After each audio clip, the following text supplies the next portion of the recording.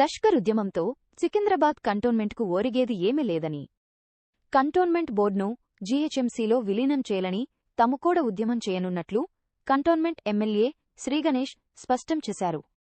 మంగళవారం నుంచి కంటోన్మెంట్ బోర్డును విలీనం చేసి జీహెచ్ఎంసీ ఎన్నికలతో పాటు కంటోన్మెంట్కు ఎన్నికల పెట్టాలని రిలే నిరాహార దీక్షలు చేయనున్నట్లు శ్రీగణేష్ స్పష్టం చేశారు. కొందరు తమ ఉనికిని కాపాడుకునేందుకే లష్కర్ ఉద్యమం నడిపిస్తున్నారని, తమ కంటోన్మెంట్ ప్రాంతం గత నాటినుంచి ఇప్పటివరకు కూడా కేంద్రం ఆధీనంలోనే ఉందంటూ ఎమ్మెల్యే శ్రీగణేష్ స్పష్టం చేశారు. కంటోన్మెంట్ బోర్డు విలీనంపై క్లారిటీ ఇవ్వకుండా మరో ఏడాది నామినేట్ పదవిని పొడిగిస్తూ జీవోను విడుదల చేయడాన్ని తాము వ్యతిరేకిస్తున్నామని, వెంటనే విలీనం చేయాలని ఒత్తిడి తెచ్చేందుకు ఉద్యమాన్ని సిద్ధం చేస్తున్నట్లు ఎమ్మెల్యే స్పష్టం చేశారు. ఓకేనా?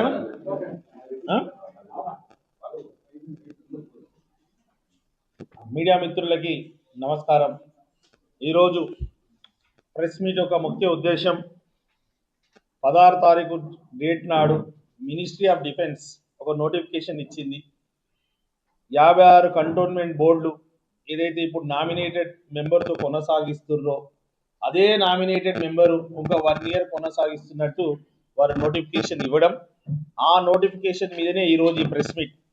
మీ అందరికీ తెలుసు, కంటోన్మెంట్ బోర్డు మెర్జర్ చేయాలని నేను అసెంబ్లీలో కూడా మాట్లాడడం, కంటోన్మెంట్ బై ఎలక్షన్లో పోటీ చేసినప్పుడు కూడా స్వయాన గౌరవ ముఖ్యమంత్రి రేవంత్ రెడ్డి గారు కూడా ఎలక్షన్ తర్వాత ఈ మెర్జర్ గురించి పోరాటం చేస్తున్నారు, మెర్జర్ చేస్తా అని అంశంతోటే ఎలక్షన్ వెళ్ళడం కూడా.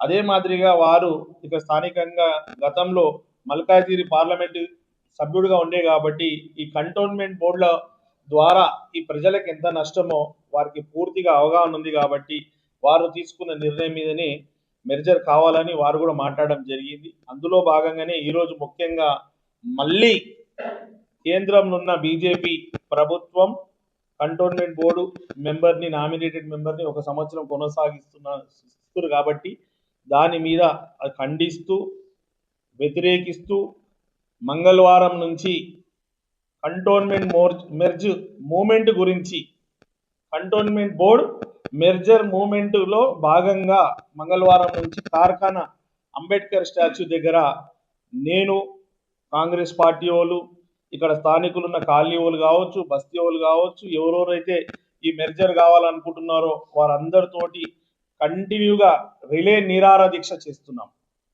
రిలే నిరాహార దీక్ష కొనసాగుతుంది. కేంద్రం మీద ఒత్తిడి తీసుకొచ్చి ఖచ్చితంగా వారిని మెరుగు చేసే విధంగా చూడడానికి ఎమ్మెల్యేగా నా బాధ్యత. ఎలక్షన్లో ఏదైతే వారికి హామీ ఇచ్చామో ఇది మెరుగు చేస్తామని, ఆ మెరుగులో భాగంగానే మెరుగు చేయాలని కేంద్రం మీద ఒత్తిడి పెట్టడానికి మంగళవారం పొద్దున 10 గంటల నుంచి కంటిన్యూషన్గా నిరాహార దీక్షతో పాటు ఇది అయిన తర్వాత వారు దిగొస్తారా ఏందా చూసిన తర్వాత ఇంకా భవిష్యత్తు కార్యాచరణలు కూడా మీకు తెలుపుతాము. కావున ఈరోజు ఈ మెర్జ్ చేయాలని కేంద్రం ప్రభుత్వం మీద ఒత్తిడి ఎన్నిసార్లు మేము ఇక్కడ అసెంబ్లీలో చెప్పడం జరిగింది, ఎన్నిసార్లు వాళ్ళకి రిప్రజెంటేషన్ ఇచ్చినా కూడా పట్టించుకుంటలేరు. కాబట్టి వారు 2020లో కావాల్సిన ఎలక్షన్ని 2026 అయినా కూడా 6 సంవత్సరాలు అయినా కూడా గత 4 సంవత్సరాల నుంచి సివిల్ నామినేటెడ్ అని చెప్పుకుంటూ వాళ్ళు కన్ఫ్యూషన్ ఏం చేస్తున్నారు, మెర్జర్ చేస్తా అని చెప్తూ మెర్జర్కి 4 సంవత్సరాల ప్రక్రియ అంటే ఈ విధంగా చూస్తే ఎన్ని సంవత్సరాలు అయినా కూడా వాళ్ళు చెయ్యాలని వాళ్ళకి ఆలోచన లేదు. కాబట్టి ఖచ్చితంగా ఒత్తిడి తీసుకొచ్చి తొందరగా చేసి ఏ విధంగా జిహెచ్ఎంసీ ఎలక్షన్ అవుతుందో ఆ జిహెచ్ఎంసీ ఎలక్షన్లనే ఈ ఎలక్షన్ కూడా కావాలన్నదే మా డిమాండ్. కాంగ్రెస్ పార్టీ గణేశన్న గారి నాయకత్వం సాధిద్దాం సాధిద్దాం విలీనాన్ని సాధిద్దాం సాధిద్దాం సాధిద్దాం.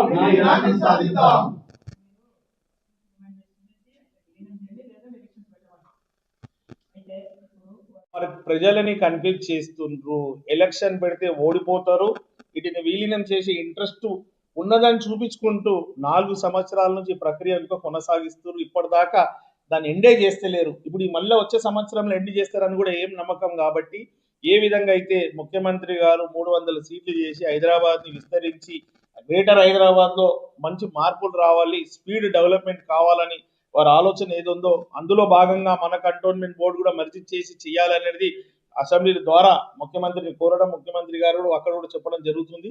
కావున మనకి కంప్లీట్గా ఈ ఎలక్షన్తో పాటే కార్పొరేషన్ ఎలక్షన్తో పాటే కంటోన్మెంట్లో కూడా కార్పొరేషన్ రావాలి, కార్పొరేషన్ ఎలక్షన్ రావాలి అనేది మా డిమాండ్. ఎమ్మెల్యే గారి demand is Congress party demand.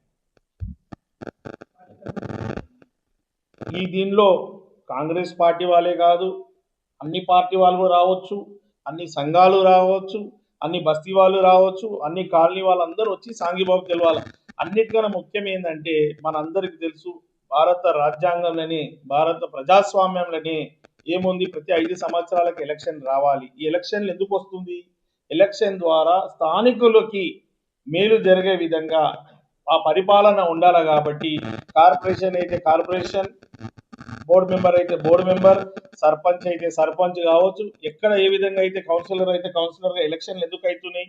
స్థానికుల లోకల్ బాడీ ఎలక్షన్ ద్వారా లోకల్ పబ్లిక్కి మంచిది కావాలని చెప్తారు. అలాంటిది ఇన్ని సంవత్సరాలైనా వీడు ఎలక్షన్ పెడతలేరంటే బీజేపీ పార్టీకి మన కంటోన్మెంట్ అభివృద్ధి మీద, కంటోన్మెంట్లో ఉన్న ప్రజలు ఇంత ఇబ్బంది పడుతున్నా కూడా వారు పట్టించుకుంటలేరు. కాబట్టి ఖచ్చితంగా ఇక్కడ స్థానికులు కూడా ఎంపీగా ఈటల రాజేందర్ గారిని గెలిపించినా కూడా ఈటల రాజేందర్ గారు కూడా ఉట్టి మాటలకే పరిమితమైంది.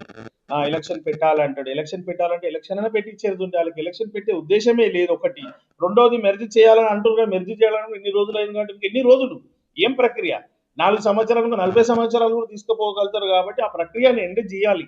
ఎట్టి పరిస్థితుల్లో మెర్జ్ చేయాల్సిన ప్రక్రియను మొదలుపెట్టి ఈ 2-3 నెలల్లో క్లోజ్ చేస్తేనే ఇప్పుడు కార్పొరేషన్తో పాటు మనకు కూడా ఎలక్షన్స్ వస్తుంది. ప్రజలు ఏదైతే అవసరాలు ఉందో, ఏదైతే సమస్యలు ఉందో, ప్రతి సమస్యలు ప్రతి అవసరాలు పరిష్కారం అవుతుంది. కాబట్టి ఆ దిశగా ముందుకెళ్ళాలి. నాది కంటోన్మెంట్ కాన్స్టిట్యున్సీ ఎమ్మెల్యేగా నాది బాధ్యతగా భావిస్తూ ఏదైతే వాళ్ళు యాక్షన్ ప్లాన్ తీసుకుంటారో బీజేపీ ప్రభుత్వం, అది తప్పు. కాబట్టి దాని మీద నా పోరాటం కొనసాగుతుంది. కంటోన్మెంట్ ప్రజల అభివృద్ధి నా ఒక జీవితం అంకితం.